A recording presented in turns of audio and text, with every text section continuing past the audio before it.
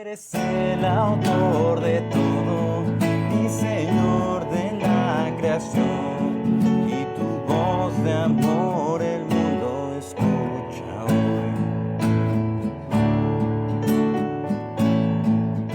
Dios te bendiga y bienvenido a Logos Devocionales Tiempo con Dios. El día de hoy estudiaremos el tema El Cordero de Dios, basándonos en Juan capítulo 1 versos 29 al 42. Y la palabra de Dios nos dice así. El siguiente día vio Juan a Jesús que venía a él y dijo, He aquí el Cordero de Dios que quita el pecado del mundo. Este es aquel de quien yo dije, Después de mí viene un varón, el cual es antes de mí, porque era primero que yo. Y yo no le conocía, mas para que fuese manifestado a Israel, por esto vine yo bautizando con agua. También dio Juan testimonio diciendo, Vi al Espíritu que descendía del cielo como paloma y permaneció sobre él.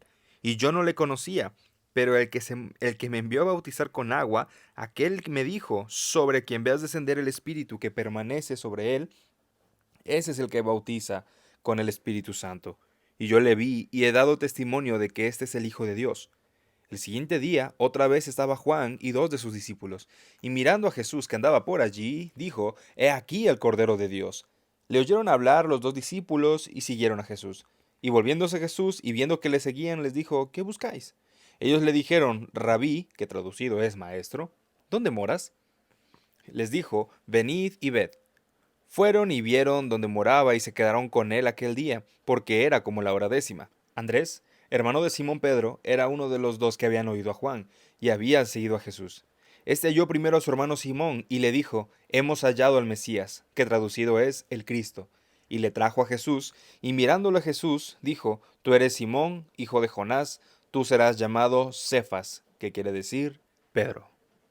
Continuando con nuestro estudio de Juan, el día de hoy tenemos un tema bastante completo, el cual nos permitirá ver cuál es la respuesta del corazón ante el conocimiento de quién es Jesucristo. Y bueno, vamos a ver acerca de quién es el Señor Jesucristo para tanto para el pueblo de Israel en aquel momento como para nosotros en el día de hoy.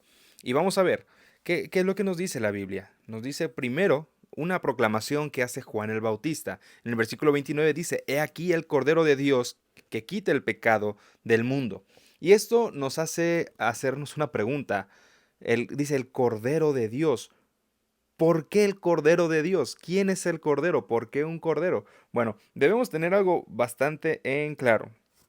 La Biblia nos habla del Cordero de Dios, o bueno, del uso del Cordero, es un uso determinado para el sacrificio. Si te das cuenta, en los libros del Antiguo Testamento, como los libros del Pentateuco, cada vez que se menciona un cordero es porque iba a ser un animal destinado al sacrificio, destinado a cumplir un propósito. Y bueno, esto era muy común para los judíos porque ellos utilizaban un cordero durante la Pascua. Y bueno, en las profecías de Isaías, un cordero sería llevado al matadero. Esto lo podemos encontrar en Isaías 53:7. Y en los sacrificios diarios de Israel se ofrecía también un cordero. Bueno, aquí Juan el Bautista está usando esta expresión como una referencia al sacrificio máximo y definitivo de Jesús en la cruz para hacer expiación de los pecados del mundo. Claro, él no sabía exactamente qué es lo que iba a pasar. Nosotros tenemos el panorama completo. Sin embargo, Juan el Bautista ya sabía que el Señor Jesucristo era ese sacrificio, era el único que podía pagar los pecados de toda la humanidad, de todas las personas. Es por ello que le llama así el Cordero. Esto es algo sorprendente, considerando que, bueno, Juan el Bautista no tenía la Biblia como la tenemos tú y yo, ¿verdad? Y aquí viene el complemento. La Biblia dice que a los suyos vino y los suyos no le recibieron. Vino a cumplir un propósito, pero el primer destinatario de este regalo no lo recibió. Amados hermanos, debemos ver que el sacrificio del Señor Jesucristo sí se le entregó al pueblo de Israel, claro que sí. Sin embargo, también es para nosotros. Jesucristo no solo vino para los judíos, sino vino para toda la humanidad. El Cordero apunta al sacrificio expiatorio del Señor Jesucristo. Por eso es que se le llama así al Señor Jesucristo en repetidas ocasiones a lo largo del Nuevo Testamento y también en las profecías de Isaías. Entonces, es por eso que la Biblia se refiere a él como el Cordero de Dios, aquel que está destinado para un sacrificio. Nosotros debemos ver que necesitamos al Cordero de Dios. No podemos ir por la vida aparentemente cristiana diciendo que creemos en Dios, pero no buscamos al Cordero de Dios, no buscamos a este Cordero expiatorio. Solamente el Señor Jesucristo puede perdonar nuestros pecados. Tenemos que reconocer nuestra necesidad de un Salvador y tenemos que agradecer a Dios por el sacrificio perfecto del Señor Jesucristo y debemos dejar de buscar la salvación en nuestras obras, en nuestras fuerzas.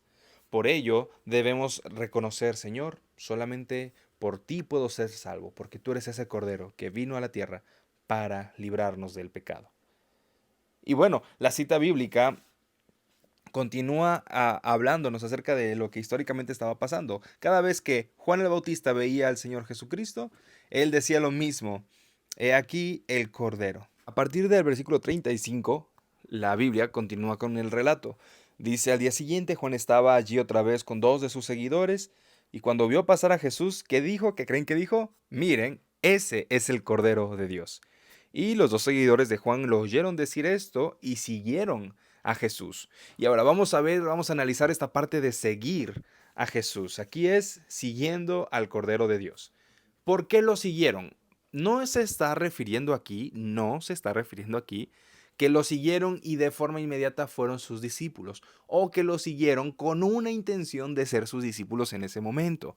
Sino, según el estilo literario del cual es Juan, vemos que lo siguieron, pero con expectativa. Espero darme a entender, ¿ok? Se está refiriendo a que los discípulos de Juan fueron tras él para examinarlo más de cerca, motivados por el testimonio de Juan. Querían ver qué es lo que estaba haciendo este tal Jesús de Nazaret que impactó tanto a Juan el Bautista. Querían conocerlo.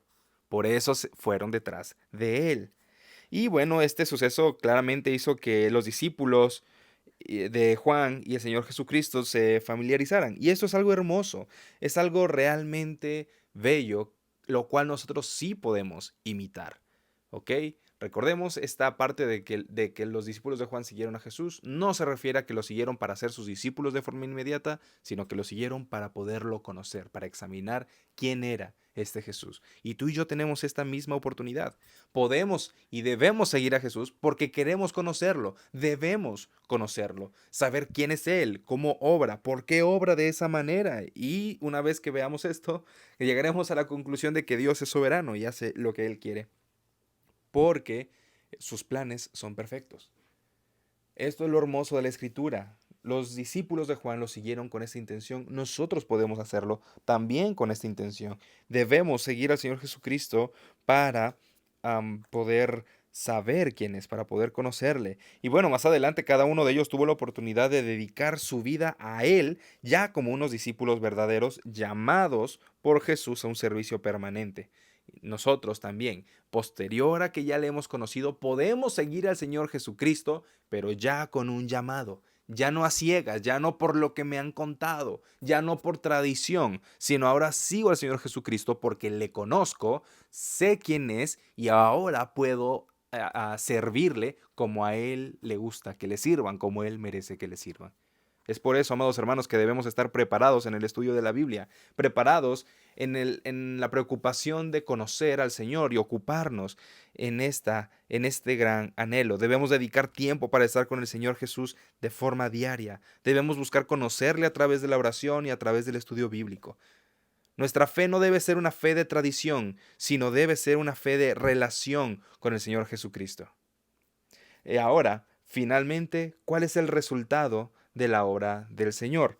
Vemos a partir del versículo 40 que nos dice: uno de los dos que oyeron a Juan y siguieron a Jesús era Andrés, hermano de Simón Pedro. Al primero que Andrés se encontró fue a su hermano Simón y le dijo: hemos encontrado al Mesías, que significa Cristo. Vemos aquí que después de encontrarse con Jesús, Andrés busca a su hermano Simón para llevarlo a él. Y ya que el Señor Jesús recibe a Pedro, el Señor transforma a Simón en Pedro. Le da un nuevo propósito. Amados hermanos, debemos ver acá que hay un resultado siempre. Cuando nosotros conocemos finalmente a Jesús como la Biblia nos lo muestra, va a haber un testimonio en nuestras vidas, y este testimonio de quién es Él es lo que tú y yo debemos compartir, más allá de lo que nosotros tenemos, más allá de lo que tú y yo hemos alcanzado. ¿Sabes qué? Salí adelante de la enfermedad, salí adelante de la aflicción, salí adelante. Eso es un tema secundario, que el Señor lo ha hecho, sí, pero no debemos glorificar nuestro nombre. Nuestro testimonio no es lo que ahora tengo, sino lo que Dios hace. Ese es el testimonio. Mira, hemos encontrado al Mesías. La preocupación de Andrés era decirle a su hermano: ya encontramos al Cristo. Hemos encontrado a aquel de las profecías. Y es lo que tú y yo debemos hacer, amados hermanos. Debemos preguntarnos quién en nuestra vida necesita escuchar de Jesús. ¿Quién necesita saber que el Mesías ya vino y está listo y dispuesto a recibirlo para ser su hijo? Debemos preguntarnos esto, pues nuestra vida debe ser un testimonio vivo de que el Señor Jesucristo vive en nosotros. Es lo que debemos hacer día con día. Sin embargo, no siempre estamos dispuestos a ser ese instrumento de Dios. A veces por nuestra comodidad, por nuestro estatus, lo que queramos. Pretextos. Amados hermanos, debemos hacer a un lado todos esos pretextos y decir: Señor, me rindo completamente a ti, quiero conocerte, necesito conocerte para poderte servir de forma correcta. Porque recordemos, si no conocemos a Dios revelado en las Escrituras, no le vamos a servir de forma correcta. Por eso es tan importante el estudio de la Biblia. Es por eso tan importante conocer quién es el Cordero de Dios. Me lo han predicado, lo he escuchado, pero ahora me toca conocerlo. Y es lo que el Señor Jesucristo nos llama en este día de devocional, a conocerlo día con día, a través de la oración, a través de la lectura bíblica. Y ahora que ya lo conocemos, Señor, quiero ser tu instrumento. La cita del día de hoy nos recuerda que Jesús es el Salvador que quita el pecado. Él nos permite conocerle, así como Él le dijo a los discípulos de Juan: acompáñenme y vean dónde vivo. Él no les impidió acercarse a Él, así tampoco nos impide a nosotros acercarnos a Él.